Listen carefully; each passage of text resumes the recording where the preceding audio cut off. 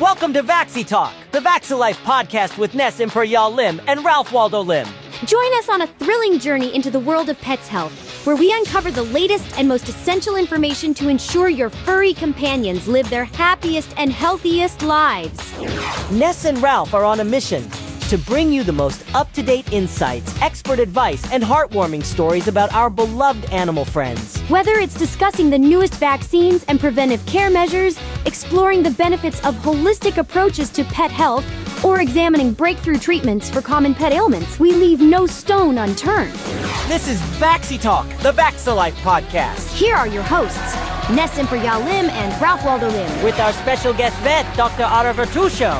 Magandang araw mga kabaksi and welcome sa ating second episode ng Vaxi Talk! Good morning! Ay, good morning, good afternoon, and good evening. Lahat na. Maraming salamat po sa patuloy na pagsubaybay sa atin pong podcast. And masayang-masaya po kami na nandito po ulit tayo sa ating Yes. second episode. Napakasaya, no? Welcome. Nag-enjoy ako doon sa last topic natin. Last week, nag-enjoy talaga ako. Maganda Yes. yung topic noon. Tsaka maganda yung mga natutunan natin kay Doc Ara. Actually, madaming natutunan and because of that, ang dami natin natanggap na messages, no? Oo, ang dami. Anong din? Ang dami mga nagme-message sa akin. Tuwan-tuwa doon sa episode na, uy, hindi ko alam yung mga ganito. Dami mga messages sa tanong. Isa sa mga tanong, uy, Ralph, kailan ka magbabayad doon sa utang mo sa akin? O kapag binablock ko kagad, sabi ko, ay, iba to, mali ito doon sa message. Hindi ito yung off-topic. So, ito yung yung continuation. This is our episode na continuation doon sa last episode na topic natin for And today. actually, Ralph, marami ding nag-congratulate sa atin sa Vaxi Life for this Vaxi Talk kasi talagang first ever ito na magkaroon ng podcast Yeah. on Spotify. Ang isang ganito. Usually, mga TikTok, YouTube, Facebook. So, eto na naman ang Vaxi Life. Binibigyan kayo ng bagong experience sa aming Vaxi Talk. Yes. So, umpisahan na natin? Yes! Okay. So, Ating topic for today is a continuation. Yeah, Para, continuation. Introduce muna natin ulit si pala. Doc Ara. Sorry. Mas importante pala yung guest natin dito. Talagang inaabangan ng mga may hilig sa mga pets, sa mga dog lovers. And without further ado, again, welcome Dr. Ara Vertusho! Kabaksi, hello ulit. Hello, Doc Ara! Welcome! Yung mga lalaki natin dito sa studio audience, yun, dami. Oo. Parang dumami yung mga lalaki Wait dito. lang, taken na. Taken ka ba? Taken. Sorry guys. Sorry. Nandyan ba siya? Ay, nandun na sa audience. Busy naman yata, busy. Okay, so maganda yung topic natin last week. Yes. So sobrang ganda niya. We continue it this week. This week. Dahil talagang kulang yung oras natin last time, ano? Yeah. Napasarap ang kwentuhan. Yes. Oo. Actually, nabitin ako last week. Ikaw? Nabitin ka rin, Doc? Oo, kala ko mga 10 minutes pa lang tayo nag-uusap. Oo, tagal na pala, no? Yes. At saka napakaganda ng ating pag-uusap bilang isang pet owner, parang hindi kailangan maging veterinaryo para maintindihan namin yung mga na-share mo po sa amin. Yeah. Maraming salamat on that. So, Ralph, baka meron kang mga Well, gusto just to give a recap Yes. on what happened last week. Last week pinag-usapan natin bakit ba ano yung pinaka-rampant na sakit sa Pilipinas, which is tick-borne diseases. sa mga aso. Sa mga aso. Yes. Ayan, nakalimutan ko. Sa mga aso, which is tick-borne diseases. And usually, ang mga tick-borne diseases, ehrlichiosis, babesiosis, anaplasmosis, and Yan. chismosis. Yun yung bagong diagnose. Kaya lang may may test kit na ba for? Walang Wala ka eh. yata Ano lang, visual lang. Visual? Makikita mo kagad no? Ay, chismosis to. Baka nakagat ng lamok. Maganda opportunity yan maghanap tayo ng test kit para sa chismosis. Ikaw ba yon? Okay, so yun yung topic natin last week. Napag-usapan Yes. natin ano ba yung usual na dahilan, bakit sila nagkakasakit, ano yung mga usual preventions, ano yung mga things na hindi natin alam. Kahit ako matagal na kaming dog owner, meron akong mga natutunan last week na hindi ko alam na, uy, ganun pala. Yes, at bakit maraming tick-borne diseases or blood parasitism sa mga aso dito sa Pilipinas? Pilipinas, yes. So, Doc Ara, since yung mga veterinarians, di ba, ikakasify ko si Doc Ara sa napakagandang veterinarian. Yes. May ganun kasi. Oo. Highlight kagad, di ba? Totoo naman. Yan. May nag-question kasi dito sa pinadala sa akin. Basahin ko Dogs can contact various tick-borne diseases, but some symptoms may overlap, sabi niya. How do veterinarians distinguish between different tick-borne diseases during the diagnosis process daw? So, bali yung iba't iba doon sa tatlo. Alin man sa tatlo. Yeah. Or meron pa ba aside doon sa tatlo? Pinaka-common yung tatlo, Tatlo. here in the Philippines. So, madalas ang sasabihin sa'yo ng vet, first of all, clinical signs. Syempre, yun. Clinical signs. Oh, yun. Factor yun. Kaso nga lang kasi very vague pa pag based on clinical signs. Next, i-request sa'yo ng vet mo is complete blood count, CBC. And also kung medyo maedad na, blood chem para makita yung kidney and liver values niya kung okay pa ba. And then pag madalas kapag sa CBC natin, mataas WBC, white blood cells niya, and ang laking factor na mababa ang platelets. Pag nakita agad ng vet na mababa platelets, highly probable na blood parasite siya. So, ayun, alam may idea ng blood parasite. Yeah. So, what's the next step? We dwell into our test kits. Yung three-way natin, yun. Ang laking tulong nun kasi iba-iba rin yung approach do sa tatlo. Lalo na yung Ehrlichia anaplasma, bacteria siya, and then protozoa yung So, bacteria. importante na malaman mo talaga Alin man doon, sa tatlo. Hindi kayong parang nagda-darts kung alin man doon. Kasi iba-iba rin yung possible treatment protocol for the three types Three of types. blood parasites. So, Doc Ara, ikat kita dyan Di ba sinasabi itong tick-borne diseases are also called blood parasitism? Bakit siya tinawag na blood parasitism?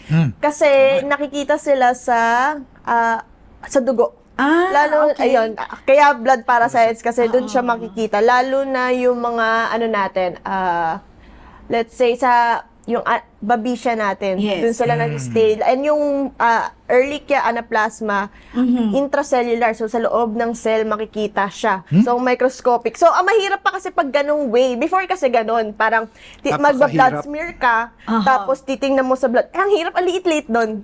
Sobrang hirap makita through the microscope. So ang laking tulong ng mga test kits natin ngayon, na pag once na kumuha ng dugo from the animal, tapos yung serum kukunin, ilalagay doon, and makikita kung saan magpa-positive yung antibodies if Yeah. merong Pero meron ba, Doc, na halimbawa yung wala naman siyang signs? Pero nung dinala mo doon sa doktor, meron pala. it's possible na parang early onset pa lang, hindi pa nagpapakita yung signs, parang pasimula pa lang kumbaga yung sakit. Tapos makikita mo medyo konting sipon, or hindi naman sipon, more like medyo tumamlay. Tapos pag nakita mo medyo bumababa na yung platelets, pwede yung mangyari, tapos magpa-positive sa blood parasite. Yung mga, di ba yung mga hindi na wet yung nose? May factor May yun. factor din yun. Na parang, ibig sabihin may problem na sa dog mo pag dry yung nose. Kaya pag basa yan, pero may different levels. Pag sobrang basa naman, to the point na parang may tumutulo na, possible may sipon. Pangit. Pero more on moist lang dapat yung ilong nila. Pag dry, may problem rin. So isang pang-detect din Yes, yon opo. initially para sa isang pet owner. Yes, opo. So, mga ka-vaxi, baka nagtataka kayo kung ano yung pinag-uusapan namin, ano tong tick-borne diseases. Yes. Na-discuss actually ito last topic namin. So, kung wala kayong idea o hindi kayo nakapanood, pwede nyo po kaming balikan sa previous episode po namin sa Episode Spotify. Yes, episode 1 para mas maunawaan ninyo in details kung ano po ang aming pinag-uusapan ngayon. Para makarelate. Yes, para mas makarelate po kayo. Ayan ha, balikan ang aming previous episode. Yes. So, tick-borne diseases, ehrlichiosis, babesiosis, and anaplasmosis. And Yes. Chismosis. Chismosis. Ikaw naman, Rafa. Kalilimutan mo. Mahalaga yun. Bagong blood parasite na. Baka mamaya marami dyan makarelate masyado, nagte-text. Yung katabi ko po, chismosis, lagi po akong biktima niya. Hindi pa po naiimbento ang gamot doon. Basta lang po pala. Basta lang. Katapat nun. Anyway, kidding aside. So, Doc Ara, nabanggit ninyo yan, may mga test kits na. And napansin po namin kami bilang mga pet owners din na nag-evolve. Diba? Nag-evolve ang mga different ways of testing or knowing kung ang ating mga aso ay may sakit. Pwede mo ba kaming matulungan dyan? Give us an idea. Ano yung mga tests na ginagamit ninyo? Kasi as pet owner, pagpasok ko, isipin ko, nako, baka naman huhulaan lang yan ni vet. Ni vet. Diba marami po ako nakikita mga Ganon? nagbabash, hindi nila naiintindihan. Hindi nila nagigets kung bakit yan ang ano. Akala nila pag sinabi nila veterinaryo lang yan. Papagastusin lang ako niyan. Parang gano'n. Sabihin Yes. kami daw yung mukhang pera. Hindi po! Oo, yes. Naiintindihan namin yan, Doc Ara, lalo na ako may ilang aso na talagang pag dinala ko sa veterinary clinic, naiintindihan ko bakit ganun yung gastos. Paano mo bang ay ipaliwanag sa amin ano yung mga kayo na mga veterinarya? Bakit nyo ginagawa yung Yes. inyong ginagawa? Yes, at ano yung mga innovative mga ginagawa ng mga clinics para sa mga ganitong klase ng sakit? Actually, mga bagong sakit ito eh. Actually, yeah, that's true. Usually, protocol nga, pagka medyo hindi na namin ma-distinguish through physical signs. Una, physical, clinical signs, titingnan, check yung heart rate, yung temperature kung may fever, yon, initial yon. And also titingnan kung may pamamaga ng lymph nodes, palpation, pa yon. And then eventually, pag napansin nung vet na may mga distinguishable symptoms, sabihin na natin bleeding sa genitals, meron tayong mga possible na tentative diagnosis. Kasi sa bleeding ng genitals, pwede kasing tinatawag na iba pang sakit, hindi lang blood parasite like TVT, or kaya pagbabae, pyometra, or ano. So, kung ganun agad, parang to narrow down our diagnosis, importante. Kaya palagi namin nire-request pag medyo hindi pa namin ma-distinguish to physical signs, yung CBC. Pagka may bleeding, CBC, yun agad iisipin namin. Iba pa kasi for other viruses. Bakit nyo CBC? Bakit ganun kaagad kapag may internal bleeding? Kasi kapag kada recommended natin, sasabihin, magkano po ba yan? Yeah. Di ba? Ganun. Pagka kasi pag kuwari may CBC tayo, ang inisip, pag may bleeding yung aso, inisip natin, so bakit siya nagbe-bleed? So most likely, possible, mababa platelets, ano yung nagkakos ng bleed, o baka may infection. So, yun yung gusto natin malaman from the CBC. Titingnan if bacterial infection ba siya, or possible viral infection ba siya. So, doon makikita siya. Yung WBC, yung RBC count, yung kung bababa ba dugo, and another, yung platelets, mga ganon, yun, doon makikita siya. Yun yung sa CBC natin. Tapos, pagka matanda na siya, nire-recommend rin namin Ano yung matanda? How many age? Let's say mga 6 years and above. Depende rin yan sa breed. Depende sa breed. Mas size. maliit na dog, mas mabilis tumanda. Bawa, Shih Tzu. Shih Tzu. Shih Tzu. Mga ganon, medyo pero i-consider na natin as old age na yung 6 Six. and above. 6 and above.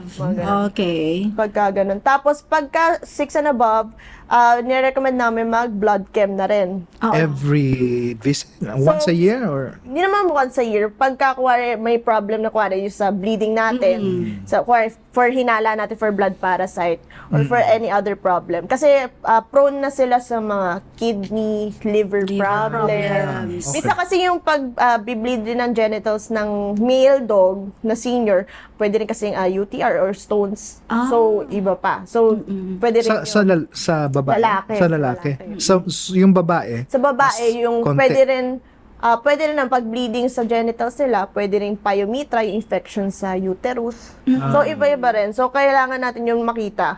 Yung blood chem, ayun, doon natin malalaman yung kidney function, yung liver function, kung normal pa ba. Kasi kailangan din natin ng meds for that kasi yung mga antibiotics natin minsan nakaka-degrade lalo ng kidneys and ano nila, nakaka-affect, not personally not degrade, more like nakaka-affect sa kidney and liver functions. So kailangan ng protectant, mga ganun, para maging okay or healthy yung liver at Liver. kidneys nila. Kaya kailangan tingnan yon. Kasi parang akala nung iba, porque CBC, complete blood count, tapos blood chem agad, ang mahal-mahal agad, di ba? Pero, importante rin siya para makita yung overall health talaga nung mismong dog. Lalo na pag medyo matanda na. Tapos, pagka kung wari lumabas sa CBC natin yan, mababa platelets. Pinaka talaga, number 1, mababa platelets. I-recommend na namin next is yung 3-way. Na parang for 3-way test for Three-way blood test na. parasite. Dito mo madi-differentiate ngayon kung ano yung Kung anong klaseng blood sakit. parasite talaga siya.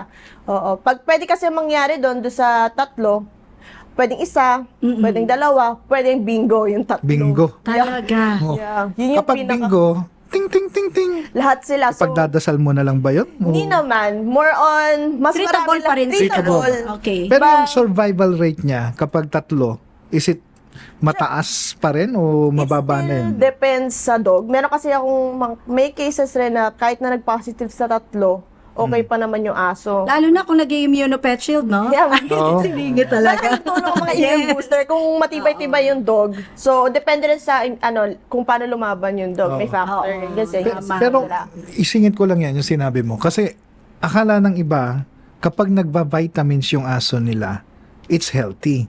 Pero Healthy kapag na. meron kang, kung pwede ka kasi marami ka ininom na vitamins, pero hindi na-absorb ng katawan Nang maayos. na maayos, right? May factor. That's why probiotics, Prebiotics, and also mga ano pa nga ito, beta-glucans can really help, no? Actually, malaking tulong yun yung gut health Yes, ng oo. pets Health. natin. Yes. Sabi ko sana gut health natin. Pwede rin. Oo, kasi kapag wala yung pangit yung gut health natin, malamang pangit din yung gut health ng ating mga dogs. Yeah. Di ba? As the owners do. Talagang nirelate. No. Pero ang laking factor na parang may prebiotics for our gut health para makatulong ma-regulate yung gut flora sa digestive system ng ating pets. So, pagka okay yun, good absorption, more vitamin, pag binigyan mo ng vitamins, makukuha nila na maayos. Hindi yung parang nafa-flush out lang through mga poops. Kapag diba? nagwiwi sila, dilaw na dilaw. Well, depende naman kung Depende mahilig kung uminom yung aso ng Aso, tubig. yun pala yun. Sa Oh. tubig. Yeah. Yeah. Ay, nice. So, Doc Ara, nabanggit mo kanina, di ba? Gumagamit tayo ng mga rapid test kits. Yes, ma'am. So, pag sinabing rapid test kits, ito ba yung mabilisang sagot doon sa tanong natin ano bang sakit ng aso? How can you explain? Well, siguro ang magandang comparison is yung mga COVID test kits natin. Medyo mabilis. Per se, pag sa results, ganun kabilis. Pero kasi ito, antibody ang dinedetect. So, ang kailangan dito sa test kit natin is yung blood serum. Ilalagay doon sa mismong test kit. Oo. So, kailangan ng dugo ng animal. And then, kailangan mag-settle down yung blood, kukunin yung serum, then ilalagay sa test kit. Tapos, doon mo makikita sa mismong test kit kung ano magpa-positive. Pwede rin, yung results natin, yung double line. Pwede Yes. mangyari yun. Or kaya, minsan, may mga faint line. Pero considered as positive pa rin yun. Kasi technically, parang yung pagiging faint line doon na positive line is meron siyang a few amount of parang antibodies na Nadedetect. nadedetect. Okay. So, kaya considered positive yun. Pwedeng Dagdagan ko- onset or pwedeng Yes, patapos pwede. Patapos na. Pasimula or, mahina. oo. Or mahina. Ganun Yes. po ba yun? Yes. Tingin ko may mga nagtatanong, ano ba yung antibody? At saka may isa pa, AG, di ba? Antigen. Antigen. Antibody. At saka antibody. Parang hindi ko na-atas scope. Ay, Hindi, medyo medyo Technical technical, na, siya. pero Baka hindi natin maintindihan, ano? Yes po. Immunology. Oo. Babalik ka sa pagka-college. Oo nga. Oo. Yeah. Para mas maintindihan naman din po namin bilang mga pet owners, Doc Ara, nabanggit po ninyo, yun nga, yung mga paggamit ng rapid test kits to detect yung immediate na detection, tama po ba? Katulad ng Vet Essentials Rapid Test Kits, di ba? So, nasabi mo may CBC, merong Blood blood Blood chem, and naririnig lang namin yan dati sa mga hospitals. Yes, opo. At alam namin pag kami, tayo, mga tao, nagpa-test, nako, medyo may presyo to. Dahil, pero iniintindi natin kasi alam natin mahal yung mga machines na yan. Of course. So, ibig sabihin, ang mga veterinary clinics talagang nag-i-invest na rin kayo sa ganyang klase ng mga machines? Yes, actually, marami ng clinics ngayon nag-invest for mga CBC Magkano machine. yun, Doc Ara, if you don't- Milyon! Oh, yeah. Milyon parang kotse. Meron nga mga 500 sobrang to mahal 1 million. pala. Sobrang mahal. Hindi talaga biro kumuha ng machine kasi lalo na specified for animals. Yung sa tao, given kasi marami talaga na Yes. produce na. Yung sa animals, medyo limited pa. Limited. Pero mahal. Sobrang mahal. Million. Yes. Kaya yung iba, ang clinics, ang ginagawa nila, nagsisend out sila sa mga ibang diagnostic Partners. partners. Yes. Pero yung ibang clinics talaga, nag-i-invest sila para doon na agad instant yung sagot or yung resulta, kumbaga, nung nung tests or CBC. Yun. So sa ating mga pet owners na nagdadala ng mga pets nila sa mga clinics, naway maunawaan po natin kung bakit minsan ganun yung charges Yung po presyo. sa atin. Hindi lang po ito because sa tagal ng pinag-aralan ng ating mga vets, katulad ni Doc Arat, mga iba pang vets, maunawaan din natin that our veterinarians, because of their commitment in the industry, in loving your pets and taking care of them, talagang nag-i-invest sila. And when you say invest, hindi ito po yung mga 100,000 lang, milyon po talaga para masigurado na makapagbigay po sila ng proper diagnosis sa inyong mga pets. Tama ba, Doc Ara? Yes, tapos yung maintenance po nun, di rin biro. Kaya hindi talaga simple mag-alaga ng aso. Family member talaga ito. Hindi yung, Tinuturing. ay aso lang yan, okay lang yan. 'Di ba? When you treat your family, you also spend for them. Tama ba, Doc Yes, Ara? tama po. Yan. So, Ralph, meron ka pang ibang tanong? Ako marami pa eh. Sige, magtanong ka muna. Ikaw muna. Isipin ko muna. Isa doon sa tanong yan. ko is, ano ba yung mga di ba may mga trade secret tayo, or hindi naman trade secret, yung sana alam ng natin, ng mga Pet owners. natin, na sana ito yung gawin nyo. Na, para ma-take care nyo yung dogs ninyo. Yung I wish. Meron ba kayong ganun, Doc, na to take care of your dogs, I wish you know this. Or these are the things na talagang dapat mong malaman. Especially with the treatment protocol siguro ng oo. isang vet. Kasi Doc Ara, kaya kailangan namin matanong ito sa'yo. Marami pong nag-self-medicate. Even nga ang testing bumibili na lang kung saan-saan. Yan, mga test kit, ang dami ko nakikita sa Yes, guys, hindi ito katulad ng pregnancy test lang na pag umihi ka, ipapatak mo doon, malalaman Kailan na. may pampaikot pa, Yes, pag yung mga rapid test kits natin, lalo na yung pang blood parasitism, alam ko talagang hindi yan basta pinatak mo lang yan. Yeah, that's true. Yes, talagang ginagamitan pa ng ibang machine yan, So please, wag kayong mag-test ng sarili ninyong aso. Baka mamaya mali ang appreciation nyo doon sa result, lalong magkaroon ng problema. So given that, Doc Ara, ano yung usually treatment protocol na para ipaintindi po sa aming mga pet owners? At for blood parasites. Yes, for blood parasites. So, etong blood parasitism kasi, mahirap talaga siya i-treat ng, sabihin natin, home remedy. Hindi talaga. Yes. Wala talagang- Hindi kakayanin ng home remedy. Kahit anong sabihin nyo or kahit anong, ang tawag dito. Mga iba nag-YouTube or Yeah, Dr. Google. Dr. Google. Mahirap kasi, lalo na yung sa treatment protocol namin, matagal rin kasi pati talaga. Umabot ng months or a month yung treatment. And iba't ibang klaseng antibiotic rin binibigay natin. Nag-IV pa kayo, di ba, Doc? Yes, depende rin sa dog. If kailangan niya i-IV, i-IV talaga. Kung medyo latang-lata na, nire-recommend na namin na i-confine. Opo. Pagka yung kaya pa, kaya pa kumain mag-isa, sige, pwedeng take-home meds. Pero marami talaga tayong medicine na ibibigay. At saka dapat, usually kasi, bibili sila ng meds. Hindi nila napapainom ng tama sa oras. Importante ba yon? Tama sa oras, tama sa dami? Importante rin po yun. Ang laking factor na ng pagiging consistent ng pet owner sa medication. Oo. Malaking factor yun para makarecover yung alaga nila. Oo.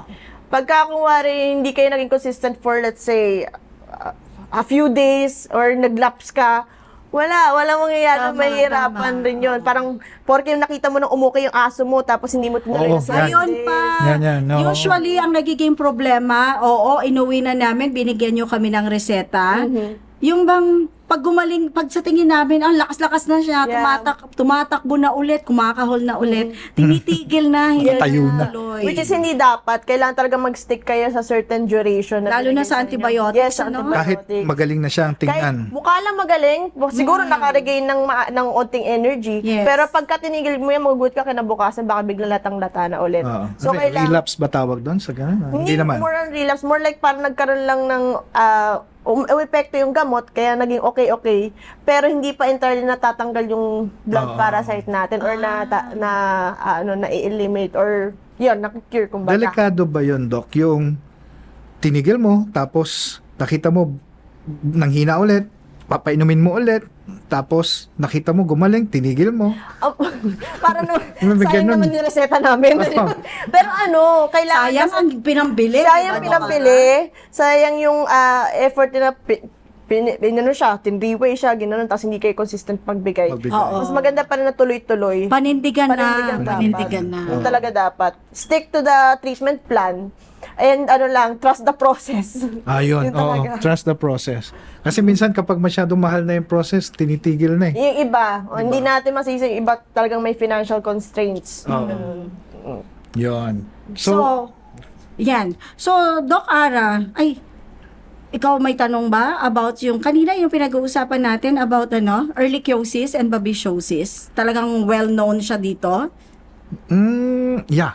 So dito, while ehrlichiosis and babesiosis are well known, are there any lesser known tick-borne diseases? Isa sa question natin na nakuha to, Yes. that veterinarians have encountered, and what unique challenges do they have?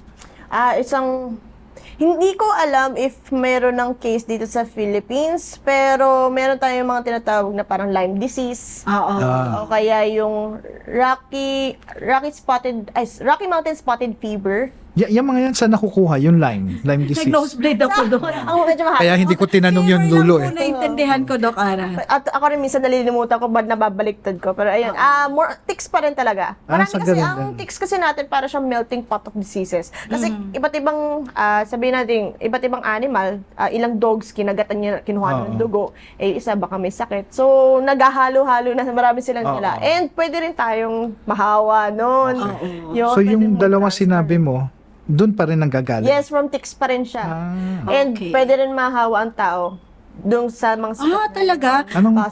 Pwedeng mahawa? Teka, Pwede na-excite ako, Doc Ara. Na-excite ako. Kasi nung nagbabrowse ako ng Facebook, may lumabas sa feed ko, isang bata nakagat ng tick, or kagat ba ang tawag doon? Nakagat. Yes, Nakagat. nakagat ng tick. Tapos parang half paralyzed, and then nung chinek siya, may nakitang May may garapata garapata sa ulo, or dito sa likod ng tenga. That's true ha. I don't know guys kung nakita na ninyo yon. Hanapin Pero hanapin nyo, check on Google, makikita ninyo na yun nga, yung parang bagong nagiging uso. Sabi ko, Yes, actually hindi rin ata well known or ng mga fur parents or yung mga bago pa lang nag-aalaga. Pwede tayo mahawa sa dalang sakit ng mga ticks. Yan, may mga cases na gano'n. Actually, hindi ko sure kung anong sakit 'yon kasi medyo rare pa na gano'n sa Philippines. Oo. Pero may mga yung tinatawag na zoonotic disease. zoonotic. Yeah, from animal kumbaga na disease to Humans. Kumbaga parang dog, nakagat ng tick, then yung tick nag-transfer sa tao. So, Tapos word nakagat for ka. the day, zoonotic. Zoonotic. Zoonotic, transmittable or naita-transfer ang sakit From animal to Human. human. Pag nakagat ka nung Yung tick. tick. Yes. Yeah. So, parang importante zoonotic, rin. zoonotic. Yeah. So, importante rin talaga na aware ka kung may ticks or wala yung alaga mo. Lalo na yung mga nagsisiping ng pet sa kama.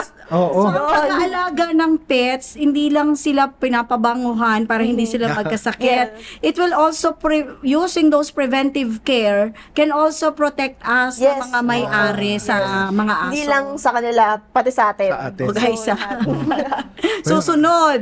Aray, Kaya- sakit ka dito kapag yakap-yakap mo yung aso mo. Aray. I think further Yeah. study ilalabas with regards doon Yes, sa pag-transmit sa tao, no? Ay, transmit ba ang tawag doon? Or, kasi kakagatin ka rin eh. No? Yeah, transmit rin more.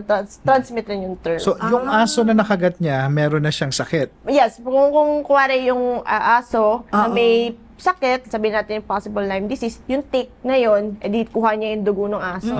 Then pupunta siya doon sa tao. And then, Umaalis siya from the dog Yes. to the person? Yes. Talaga? Yeah, pwede silang maglakad, mag-crawl papunta sa damit mo, sa sobrang, Wow. since maliliit yung mga yun, di ba, sa simula. Yes. So, yun. Wow, bored na siya doon sa aso. Lipat siya sa tao. Lipat siya. Pwede, lalo na pag, Naumay. Oo. super infested nung dog. Yung as in pagka ginano mo yung buhok, puno Ang na. dami na. Pwede mo transfer yun sa tao. Kasi parang, ay, okay, ang dami mong kalaban. Parang dito may na tayo. grapes. Yan. May nakita ako niyan. Hindi ko po siya talaga matitigan. Anyway, Doc Ara, since nabanggit mo itong tick-borne diseases na to, na talagang can be very fatal.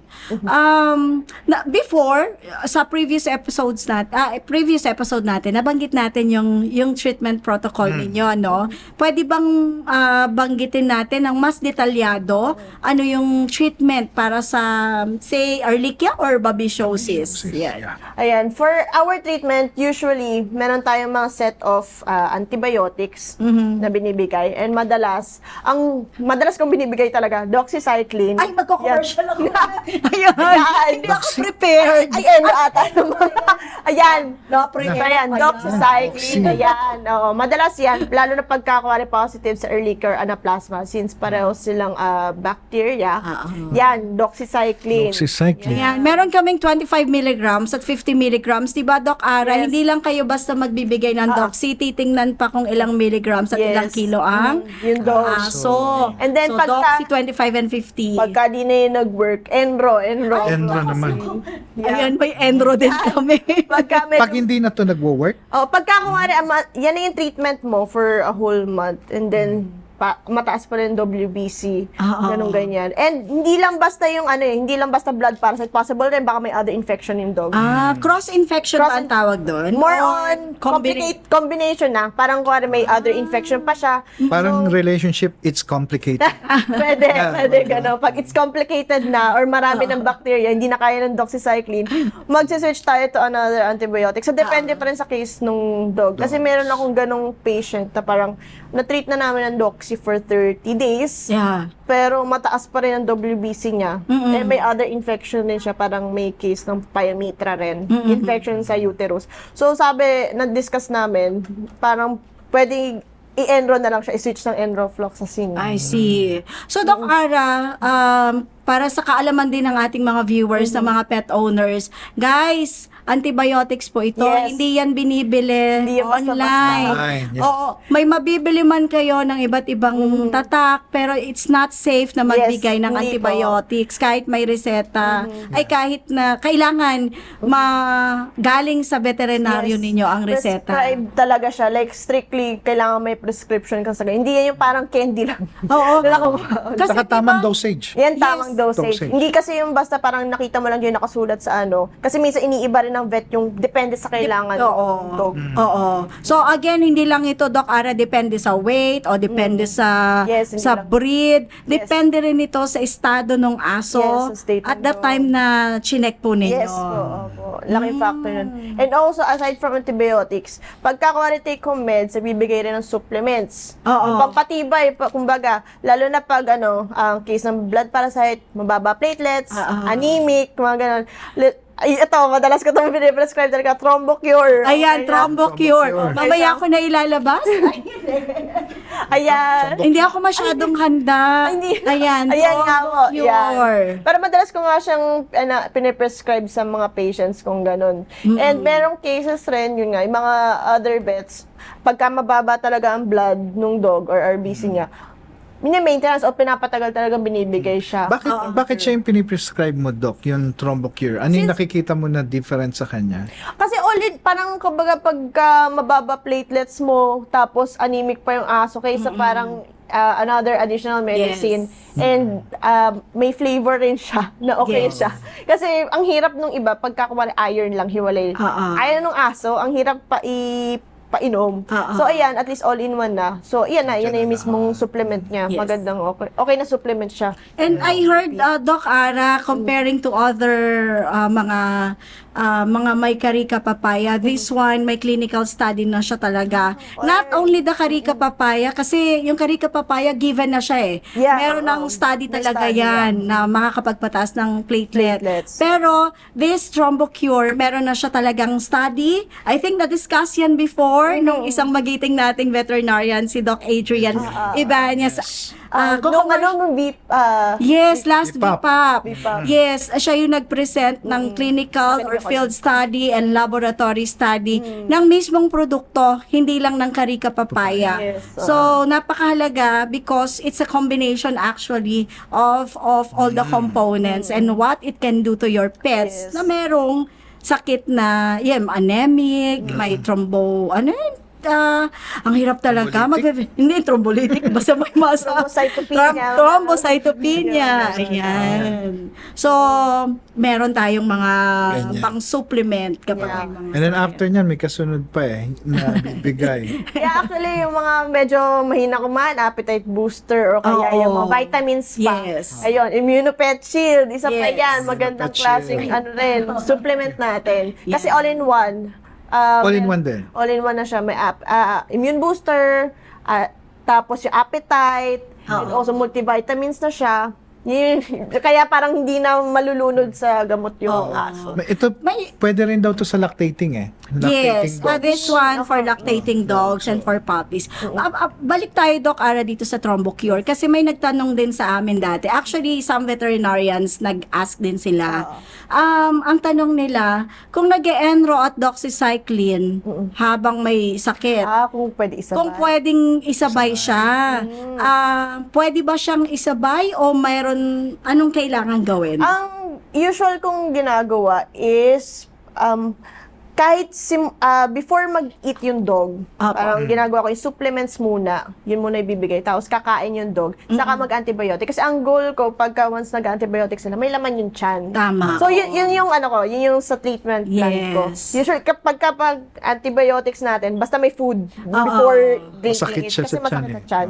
Tayo nga pag nag-antibiotic, di ba? Yes. And to add also, sabi nila, kasi this one has probiotics Yes, and okay rin prebiotics. Paano? Papatayin niya yung yung anti at pro and prebiotics. Ang na-mention din po sa amin, alam mo naman, minsan pag may mga convention ng mga vets, kahit hindi tayo vets, nakikinig. May sakit din po akong chismosis. Para nandito For na tayo, para insights, feeling insight. vet na rin tayo. Kasama ka sa tick-borne disease. Hindi. Chismosis ako. So, nasabi, ang interval talaga nila, after mag-take ng antibiotic, mga 1 hour, at least 1 hour, tsaka ibibigay itong Thrombocure natin na may prebiotics and probiotics. So, pwedeng yun. ibigay. Basta So, may hindi time, sila may yes, may interval. Madalas naman pagka sa treatment plan, pag medyo marami rin and with antibiotics and supplements, ay may interval talaga. Oo. 30 minutes or 30 minutes to 1 hour. Depende. Yeah. Kailangan may ganun. Okay. Wow, nice. So, napakasarap na usapan. Ralph, meron ka pang ibang mga... Last may mga, na lang. May mga phone-in questions ka ba dyan? O text ito na na-receive? ito chismosis na tanong lang. Ano ba daw yung pinakamahirap mo na encounter na sakit na problema na sa aso? Yung Cases ng tick-borne disease. yung pinakamahirap na response ng isang aso na nagkaroon ng tick-borne. May namatay na ba? So far, kasi yung iba kasi hindi sila consistent bumalik for recheck. So, hindi namin monitor if So, balik okay pa ba kayo yung ha, dog para hindi or masayang. Pero syempre, pinakamahirap is yung tatlo. Kasi, oo nga 3 pala, hits. hindi ko nasabi kanina, for Babesia, iba na yung approach natin. Nagbibigay rin tayo ng injectable doon, which is Imidocard. Imidocar. So, with Para sa ating Yeah, mga iba pa vets, yan. yan. Available lang po ito sa mga Imidovax. Vets natin. Yes, Imidovax. Imidovax. This That one. is Imidocarb. Usually binibigyan sa nag-positive sa babisya. It's a medicine siya para sa mga protozoa. Ah. Kasi protozoa ang parasite Yeah. si babisya. So yan, tinuturok yan. So kailangan talaga vet lang Yes. nagbibigay niyan. Oo. Yun guys vets lang talaga kasi mahal natin ang aso natin. Kung ang mga anak nga natin, ayaw nating minsan ikaw na ang nurse Ayaw mo magturok sa anak mo. Anak mo. di ba? Yeah, that's true. We treat our dogs as family. Might Yeah. as well dalhin na rin natin sila sa veterinaryo. Tawag nga nila fur baby. Yeah, Yes, for babies. And of course, yung mga gamot natin, hindi lang naman yan. Meron pang other, depende pa sa case ng per dog. Oo.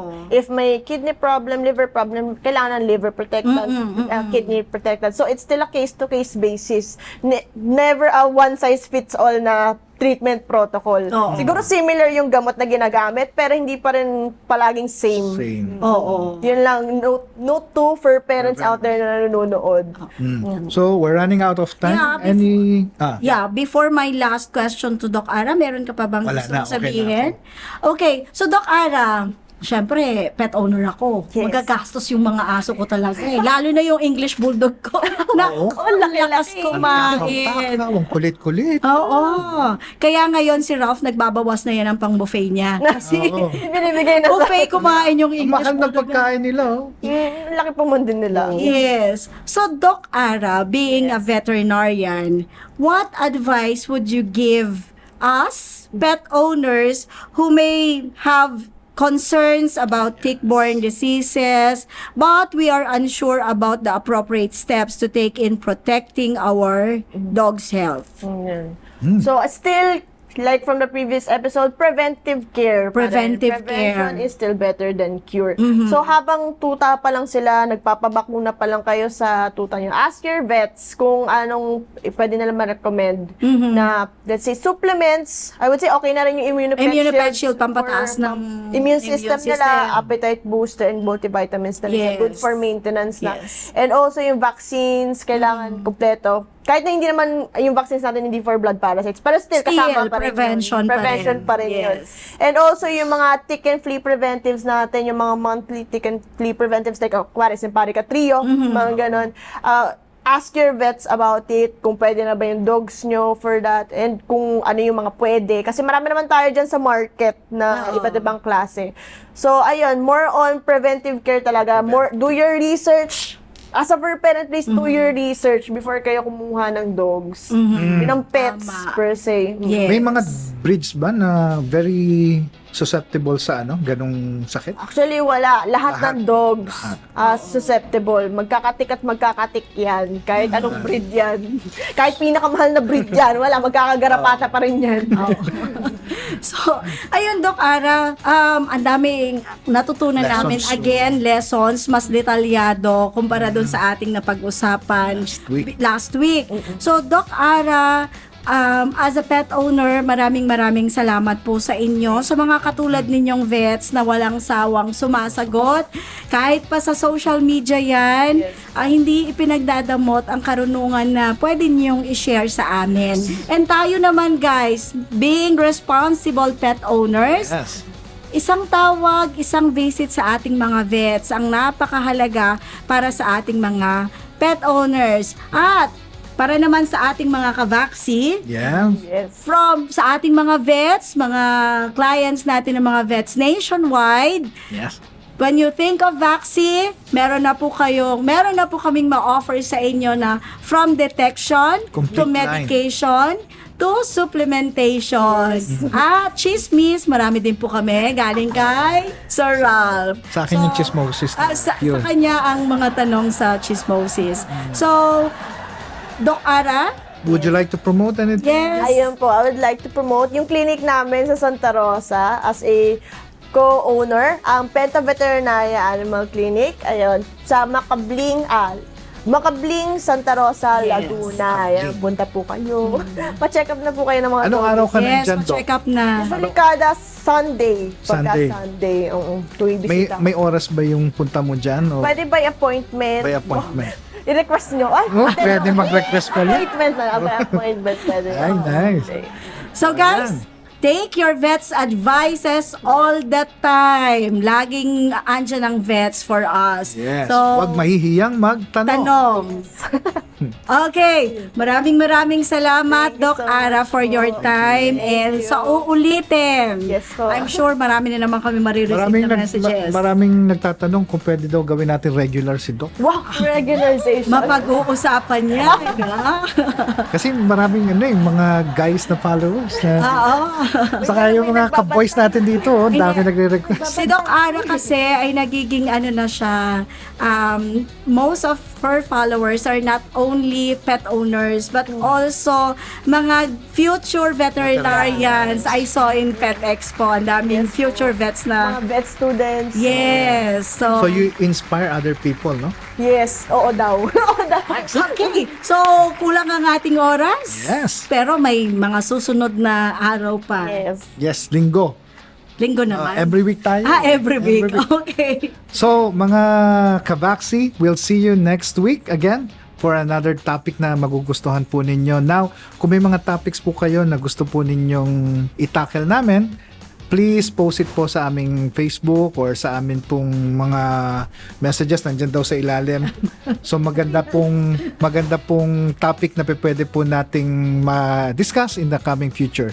Marami pa po kaming gustong pag-usapan para sa inyo. So keep us updated po kung ano yung mga gusto po ninyong topic. Maraming Thank you so salamat. much. Thank you. Thank you.